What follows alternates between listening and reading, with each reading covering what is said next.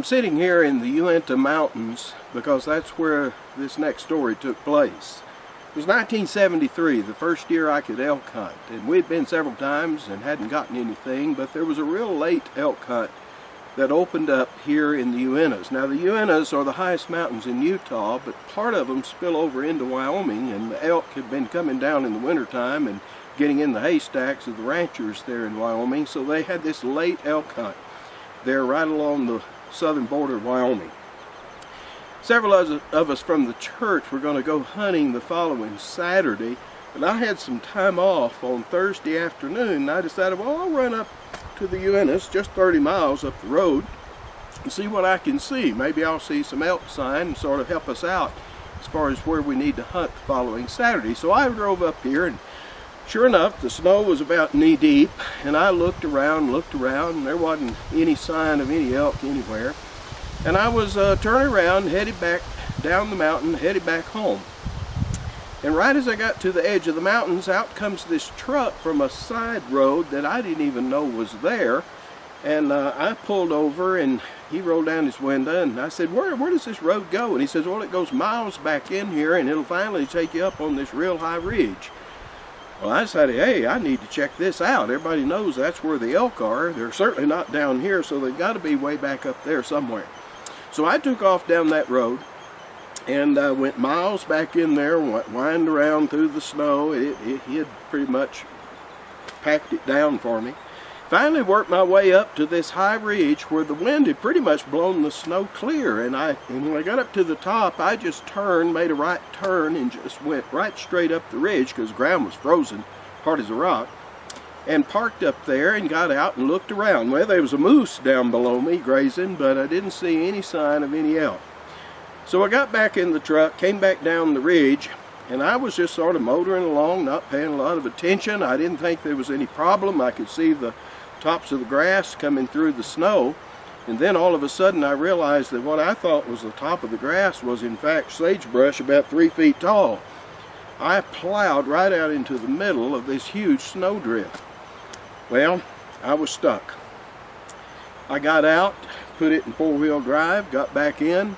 That didn't do a bit of good because it was high-centered and the front wheels were just spinning along with the back wheels. Well, then I could feel underneath the snow there was these pretty good sized rocks, so I started kicking loose these rocks. After a while I had enough to make a couple of stacks. So I got out my high lift jack and jacked up the front of the truck, put 2 stacks of rocks underneath the front wheels and let the jack down, fired the truck up, and I went about 6 inches before I fell off the rocks. Well, then I had to get out, jack the truck up once again, move the pile of rocks, and then go another 6 inches, get out, repeat, do the same thing over and over. Well, about 7 o'clock now, the sun is going down, and folks, it's beginning to get cold. The wind is blowing. I've moved the truck maybe 3 feet, and I've only got about 30 feet to go, and I realized I'm in trouble. And I'm going to have to make plans very quickly to spend the night up here. Well, I had this great idea. I mean, it's just a big exposed ridge you could see for miles. So I thought, well, I'll go find me some wood and get a fire started and make this big bonfire, and they'll be able to spot me up here. Well, I got out some twigs to get things going, found some dry ones up in under some trees, and I tried to get my fire going, and about the time it would start up, a big gust of wind hit it and sent it scooting. So I decided that's not going to work. So I'm going to have to get back up in under the trees. Well, I had a wool sack in the back of my truck, and I strung it up to make a windbreak. I had plastic pads back there and put them down on the snow, and I was able, thank the Lord, to get a fire started. And I went out tromping through the snow, and apparently the Lord had sent a predestined beaver ahead of me, because there were a bunch of these quaking aspen trees about that big around that you see here behind me. They were down. They've been cut down by beavers there under the snow. So I would drag them up over to where my fire was, and after a while I had 4 or 5 of them with the ends coming in from different directions. And so I had a pretty good fire going. Had a pretty good setup there. I wasn't too cold. It got down to about 0 that night, but I had on a big jacket and boots, and I had the windbreak. I was sitting on the plastic, and I had a nice fire going. Well, about midnight, I can see over on another mountain about 10 miles away headlights. Every now and then they'd appear and then go out and appear again, and I knew that was the guys from my church. They were out hunting for me, and sure enough they were. But there was no way for them to know where I was. Well, I felt very frustrated. Wished I could have gotten a message to them somehow, but they hunted for me all night long to no avail.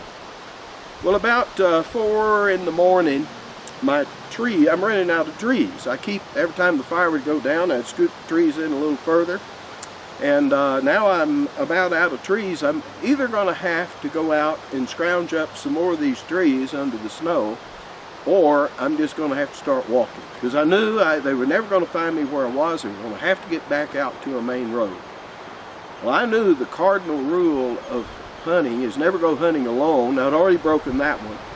The second rule is never try to walk out at night. But I thought, well, I know exactly where I am, and after all, it's beginning to get daylight. There's no sense not starting. I might as well make a run for it. So I took off walking. And I walked, and I walked, and I walked, and now it's about 7 in the morning. The sun is coming up, it's getting daylight, and I'm looking around, and I have never seen the scenery that I'm seeing there. I have no clue where I am. So I just made a 180-degree turn and went right straight back and followed my tracks right back where I'd come from, right back to the truck, and then went looking, made a little scouting expedition around the truck. And what I didn't realize is that road I had come up, I had passed that. When I came down the ridge, the snow had been blown clear there, so I didn't see my tracks where I'd come up. I just went right on straight past it. And so what I thought was the way out wasn't the way out at all. If I'd have kept on going, there's no telling, you would have found my bones out there somewhere. So now that I found the road I'm supposed to be on, now that it's light and I can see what's really going on, I take that road and walk out. I finally get out to the main road, and I'm sitting there on the side for about a half an hour, and sure enough, here comes a Jeep. It's search and rescue. They've been called out to hunt for me, and they come driving up. And the first words out of the guy's mouth when he ran over to me was, "Have you seen any elk?" And I began to realize search and rescue is just a cover for going elk hunting. But anyway, the spiritual significance of this is, well, let me quote you a verse from Charles Wesley's conversion hymn. "Long my imprisoned spirit lay, fast bound in sin in nature's night. Thine eye diffused a quickening ray. I awoke, the dungeon flamed with light. My chains fell off, my heart was free. I arose, went forth, and followed thee." Did you hear that part about being bound in nature's night? As helpless as someone in the woods and the wilderness are in the nighttime. They can't find their way out. So is the sinner in his state of darkness. For him to be able to see, he needs light. And so that's what I would like to sing you a song about based on my experience there in the mountains that night.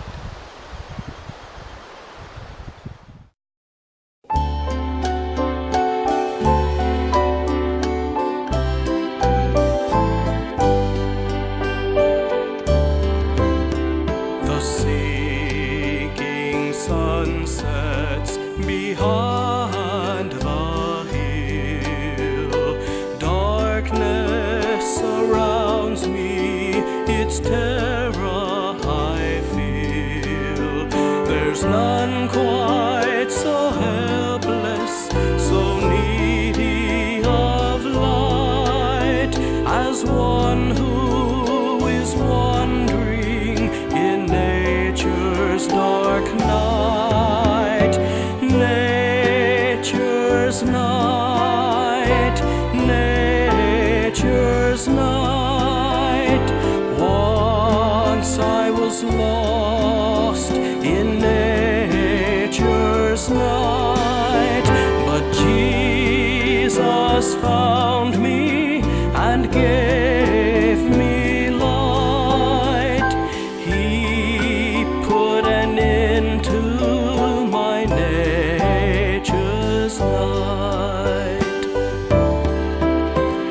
I was a child of wrath, selfishly wandering down Satan's path. I knew not nor cared not that all was not right, so thick was the darkness of nature's light, nature's light, nature's light. Once I was lost in nature's light, but Jesus found me and gave me light. He put an end to my nature's night. But God, who but speaks and the light appears, has shined in